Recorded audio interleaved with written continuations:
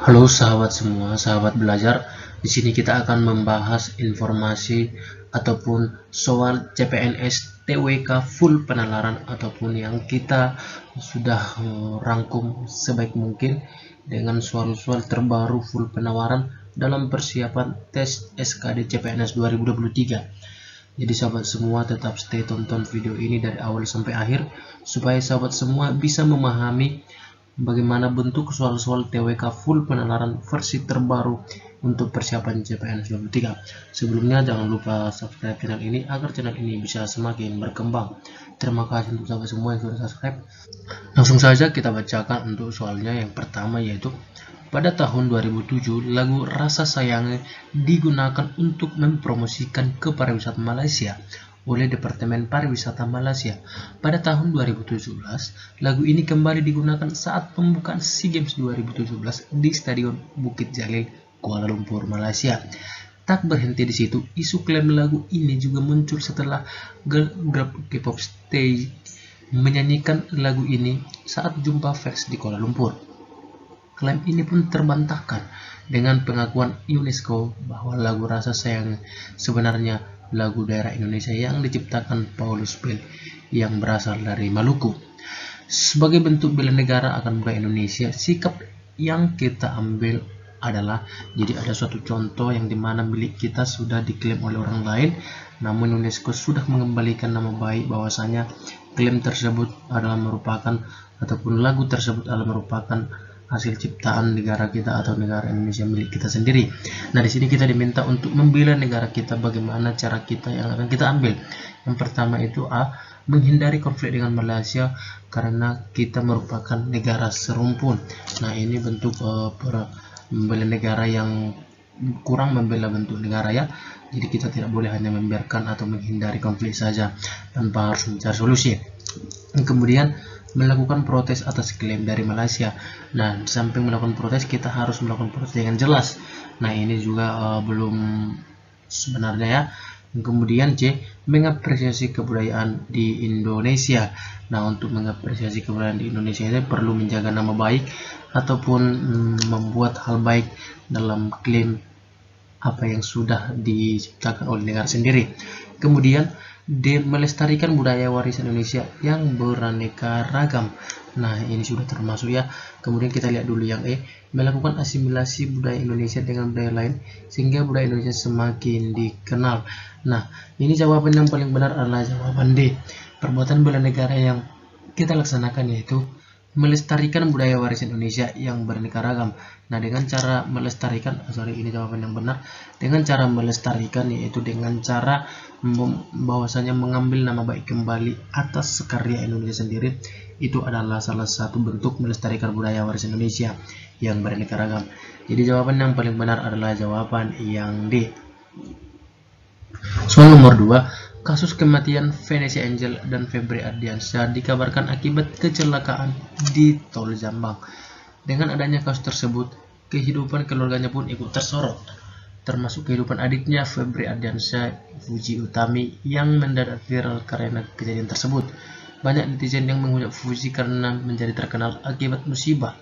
Diskriminasi terhadap Fuji seharusnya tidak boleh dilakukan dengan alasan kejadian ini, yaitu kejadian kematian Vanessa Angel dan Febri Ardiansyah. Di samping kejadian itu ada adik dari Febri Ardiansyah, Fuji Utami, yang menjadi viral akibat kejadian tersebut. Nah, di sini kita diminta untuk bagaimana tanggapan alasan diskriminasi terhadap Fuji seharusnya tidak boleh dilakukan. Nah, kita lihat kita tidak boleh berbuat tidak adil terhadap sesama manusia. Nah, ini terlalu umum ya. Kemudian kita lihat yang B, kita harus memperlakukan manusia sesuai harkat dan martabatnya. Nah, ini adalah perbuatan yang sangat benar, melakukan manusia sesuai dengan harkat dan martabatnya. Kemudian kita tidak boleh memecah persatuan dan kesatuan bangsa. Nah, ini kurang nyambung ke topik ya. Kemudian kita harus menghargai kerja keras seseorang. Nah, ini juga kurang hubungan dengan topik tadi, masih belum ada hubungannya. Kemudian yang E, kita tidak boleh berasumsi dengan pikiran kita saja. Nah, ya betul, namun harus ada yang akan diselesaikan. Nah, kita lihat jawaban yang paling benar adalah jawaban B. Kita harus memperlakukan manusia sesuai dengan harkat dan martabatnya. yaitu seorang adik dari Febri Ardiansyah. Jawaban yang paling benar adalah jawaban yang B. Kemudian nomor 3, Andi merupakan PNS di suatu instansi pemerintah daerah. Di instansi tersebut terdapat banyak latar belakang pegawai yang berbeda-beda. Nah, di Indonesia sangat lazim terjadi, termasuk berbeda suku, adat, budaya, bahkan agama. Namun, hal ini tidak menjadi permasalahan karena mereka selalu bersatu. Dalam setiap rapat yang dilaksanakan selalu diputuskan dengan kesepakatan bersama. Bahkan di jam istirahat pun seluruh pegawai selalu memberi kesempatan bagi pegawai lain yang akan beribadah. Hubungan kerja yang harmonis dan saling tenggang rasa membuat kehidupan di kantor Andi sangat kondusif. Banyak peristiwa di atas hal yang mencerminkan pengamalan Pancasila sila ketiga adalah, nah, perbuatan di atas merupakan pengamalan dari sila ketiga. Kita baca untuk uraiannya. Yang A, yaitu Andi merupakan PNS di suatu instansi pemerintah daerah. Nah, ini belum benar ya. Kemudian, mulai dari berbeda suku, agama, adat, dan budaya, namun hal itu tidak menjadi masalah karena mereka selalu bersatu. Nah, ini kita simpan dulu jawabannya. Dalam setiap rapat yang dilaksanakan selalu diputuskan dengan kesepakatan bersama. Ini termasuk untuk sila keempat ya, dalam hal mufakat. Nah, padahal di soal untuk mencerminkan Pancasila sila ketiga. Kita lihat kemudian yang bahkan dalam istirahat pun seluruh pegawai selalu memberikan kesempatan bagi pegawai lain yang akan beribadah. Ini juga masih untuk kesepakatannya. Kemudian hubungan kerja yang harmonis dan saling tenggang rasa membuat kehidupan di kantor Andi sangat kondusif. Nah, kita lihat antara jawaban E dan B. Ini adalah jawaban yang paling benar. Mulai dari berbeda suku, agama, budaya, namun hal itu tidak menjadi masalah karena mereka selalu bersatu. Nah, ini jawaban yang paling benarnya untuk pengamalan sila ketiga, yaitu persatuan Indonesia. Jadi jawaban yang paling benar adalah jawaban yang B. Kemudian kita lanjut. Indonesia merupakan negara dengan penduduk yang beragam. Sebagian penduduk Indonesia bersuku Sunda, Dayak, Jawa, dan Bugis. Walaupun begitu, kondisi negara tetap aman dan damai karena mereka memiliki jiwa nasionalisme yang tinggi untuk menjaga persatuan dan kesatuan bangsa. Oleh karena itu, Indonesia dijadikan sebagai negara percontohan untuk negara-negara di dunia yang memiliki penduduk beragam. Hubungan sebab akibat yang terjadi berdasarkan wacana di atas adalah, nah, sebab akibat yang kita lihat ini jawaban yang A, yaitu keseriusan negara untuk menghapuskan suku-suku Indonesia berakibat terjadinya persatuan dan kesatuan. Ini jawaban yang salah. Kemudian kondisi negara yang aman damai disebabkan penduduk memiliki jiwa nasionalisme yang tinggi. Nah, ini dia. Kemudian yang C, karena Indonesia negara majemuk sehingga dijadikan sebagai negara percontohan bagi negara, bukan hanya karena negara majemuk tapi karena ada jiwa nasionalismenya. Kemudian yang D, terjadinya persatuan dan kesatuan karena hasil kerja keras suku Sunda, Dayak, Jawa, dan Bugis. Ini masih jawaban yang kurang sesuai dengan soal. Kemudian yang E, kondisi negara yang aman dan damai terjadi karena kemajemukan penduduk Indonesia. Ini juga masih belum pas ya. Jadi jawaban yang paling benar adalah untuk nomor 4 ini, yaitu jawaban yang B. Kondisi negara yang aman damai disebabkan penduduk memiliki jiwa nasionalisme. Jelas tadi di soal sudah dikatakan di sini bahwasanya jiwa nasionalisme yang tinggi untuk menjaga persatuan dan kesatuan bangsa. Jawaban yang benar adalah B. Baik, contoh soal nomor 5 kita lanjut, yaitu di sini dikatakan rasa kebangsaan adalah kesadaran berbangsa, yaitu rasa persatuan dan kesatuan yang lahir secara alamiah karena adanya kebersamaan sosial yang tumbuh dari kebudayaan sejarah dan aspirasi perjuangan masa lampau serta kebersamaan dalam menghadapi tantangan sejarah masa kini. Rasionalisme dari rasa dan wawasan akan melahirkan suatu A. Patriotisme, B. Nasionalisme, C. Idealis kesatuan, D. Idealisme berbangsa, E. Integritas nasional. Nah, di sini jawaban yang paling benar adalah yang B. Jiwa nasionalisme, yaitu jiwa kebersamaan sosial yang tumbuh berdasarkan kebudayaan.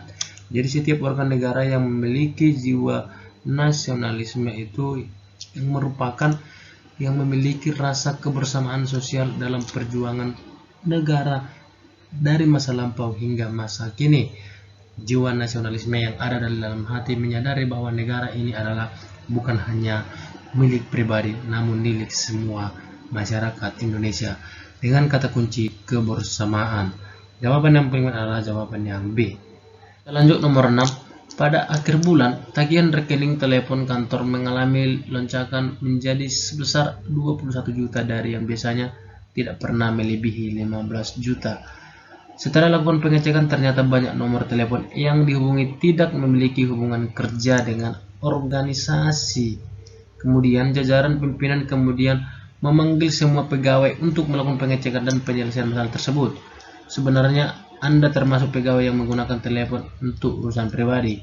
Sikap Anda adalah, kita lihat untuk jawabannya, A. Berterus terang telah menggunakan fasilitas telepon di luar pekerjaan kantor.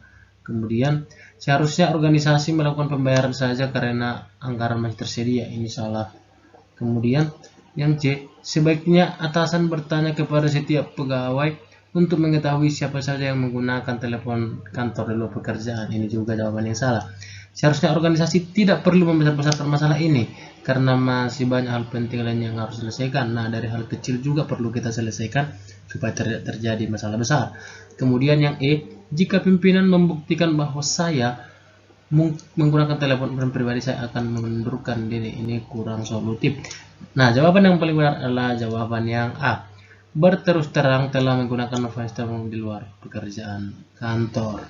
Berterus terang yang kemudian akan menghasilkan solusi yang baik. Baik, kita lanjut nomor 7. Bencana datang silih berganti menimpa negara Indonesia akhir-akhir ini. Selain dari pandemi COVID-19, terjatuhnya pesawat, bencana banjir, sampai dengan tenggelamnya kapal selam Nanggala. Kemudian di sini dikatakan sebagai bagian dari bangsa Indonesia untuk menyikapi musibah tersebut adalah melakukan titik-titik. Yang pertama kita lihat jawaban yang A. Upaya penyadaran kepada seluruh anggota masyarakat bahwa penting untuk menjaga alam, tidak melakukan penebangan hutan yang merusak ekosistem. Nah, kita simpan dulu ini jawabannya. B. 2. Bersama dan melakukan upaya penggalangan dana guna membantu saudara-saudara kita yang sedang kesusahan yang terdapat bencana. Nah, kita simpan juga ini. Upaya sosialisasi ke masyarakat bahwa alam bisa bersahabat dengan kita, apalagi kita baik dan bersahabat dengan alam. Ini perlu adanya perbuatan ya. Kemudian upaya membantu sesama sebisa mungkin dengan berkampanye lewat media sosial. Nah, kita lihat jawaban antara A, B, D. Jawaban yang paling benar adalah jawaban yang B, yaitu 2. Bersama dan melakukan upaya penggalangan dana guna membantu saudara-saudara kita yang sedang kesusahan yang terdampak bencana. Karena upaya penggalangan dana merupakan langkah yang dapat dirasakan langsung bagi korban. Jadi untuk jawaban yang paling benar adalah jawaban yang B. Kita lanjut nomor 8. KPK menetapkan mantan Menteri Sosial Juliari Batubara sebagai tersangka kasus dugaan suap bantuan sosial penanganan pandemi COVID-19 untuk wilayah Jabodetabek tahun 2020. Perilaku korupsi terhadap dana bantuan sosial tentunya akan merugikan masyarakat banyak. Selain itu, bantuan-bantuan sosial yang seharusnya diterima masyarakat menjadi tidak diterima karena adanya kasus tersebut. Oke, terkait peristiwa tersebut, sikap yang perlu ditekankan kepada setiap warga negara, khususnya pejabat publik, yakni kita lihat jawaban yang A. Berjiwa Pancasila dengan selalu mengamalkan pengamalan Pancasila sila kedua dan sila kelima. Nah, kita simpan dulu ini bahwa sila kedua yaitu kemanusiaan yang adil dan beradab, dan sila kelima itu yaitu keadilan sosial bagi seluruh rakyat Indonesia, adanya rasa keadilan antara sila kedua dan sila kelima.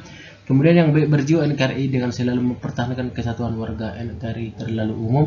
Kemudian berjiwa Bhinneka Tunggal Ika agar selalu menghargai keberagaman masyarakat Indonesia dan merupakan bentuk pengamalan sila ketiga. Ini sila ketiga masuk persatuan Indonesia terhadap di sini dalam kasus dalam hal dugaan suap bantuan ke masyarakat. D. Berjiwa demokrasi yakni dari rakyat oleh rakyat dan untuk rakyat agar bantuan dinas diberikan kepada rakyat tanpa tepat sasaran. Ini jawaban yang salah. Kemudian meyakini agama dan kepercayaan masing-masing agar tidak berbuat korupsi. Ini juga masih salah. Jadi jawaban yang paling sesuai adalah jawaban yang A. Berjiwa Pancasila dengan selalu mengamalkan pengamalan Pancasila sila kedua dan kelima. Ketika masyarakat Indonesia ataupun pejabat publik sudah mengamalkan sila kedua dan sila kelima terhadap rasa keadilan, maka akan adanya kesadaran untuk bisa lebih loyalitas kepada masyarakat ataupun tugas masing-masing. 9. Berikut ini merupakan perbuatan yang nyata yang dapat dilakukan para siswa dalam upaya pembelaan negara di lingkungan masing-masing. Kecuali, nah kita lihat ini yaitu kecuali A. Menjaga lingkungan rumah masyarakat sekolah agar tetap bersih dan sehat. Ini jawaban yang benar untuk jika tidak kecuali. Kemudian tidak menjadi pengguna obat narkotik, obat terlarang, serta melapor ke guru dan atau aparat keamanan apabila melihat. Ini juga adalah untuk perbuatan yang positif, perbuatan yang nyata. Kemudian membela teman satu sekolah yang diserang oleh sekolah lain dengan cara ikut perkelahian. Ini adalah hal pengecualian, tidak termasuk perbuatan yang nyata dilakukan siswa. Kemudian tidak menonton VVP yang berupa sadisme, seronok, dan situs internet porno. Ini adalah perbuatan yang nyata untuk siswa. Maka karena ada kata kecuali di sini adalah jawaban yang benar adalah yang C. Membela teman satu sekolah yang diserang oleh sekolah lain dengan cara ikut perkelahian sebagai wujud kesetiakawanan. Dan nomor terakhir, nomor 10. Adapun dasar pemikiran dilakukan perubahan Undang-Undang Dasar Negara Republik Indonesia tahun 1945 antara lain sebagai berikut. Ini kecuali, nah masih kecuali juga kita lihat yaitu A. Karena kekuasaan tertinggi ada di MPR, maka tidak terjadi checks and balance pada lembaga-lembaga kenegaraan. Kemudian B. Sistem yang dianut Undang-Undang Dasar 1945 adalah dominan eksekutif, yakni kekuasaan dominan di tangan presiden. Kemudian C. Rumusan Undang-Undang Dasar 1945 tentang semangat penyelenggaraan agar sudah didukung ketentuan konstitusi yang memuat aturan dasar tentang kehidupan yang demokratis, supremasi hukum, pemberdayaan rakyat, penghormatan hak asasi manusia, dan otonomi daerah. D. Undang-Undang Dasar 1945 mengandung pasal-pasal yang terlalu luas sehingga dapat menimbulkan lebih dari satu tafsiran. Kemudian yang E. Undang-Undang Dasar 1945 terlalu banyak memberikan kewenangan kepada kekuasaan presiden untuk mengatur hal-hal penting dengan undang-undang. Nah, di sini adalah kita lihat bahwasanya pemikiran dilakukan perubahan Undang-Undang Dasar Negara Republik Indonesia tahun 1945 antara lain sebagai berikut, yaitu ini adalah jawaban yang paling benar, yang C, karena ada kecuali. Karena ini tidak termasuk, yaitu rumusan Undang-Undang Dasar 1945 tentang semangat penyelenggaraan agar sudah didukung ketentuan konstitusi yang memuat aturan dasar tentang kehidupan yang demokratis, supremasi hukum, pemberdayaan rakyat, penghormatan hak asasi manusia, dan otonomi daerah. Karena ini suatu rumusan yang sudah tepat, nah, harusnya yang kita lihat di sini adalah apa dasar pemikiran dilakukannya perubahan. Jadi ini adalah sesuatu yang belum sempurna yang dilakukan oleh para pemimpin kita dahulu. Yang pertama yaitu karena kekuasaan tertinggi ada pada MPR, kemudian sistem yang Undang-Undang 1945 masih dominan eksekutif, kemudian juga UUD 45 mengandung pasal-pasal yang terlalu luas sehingga tidak dapat menimbulkan lebih dari satu tafsiran.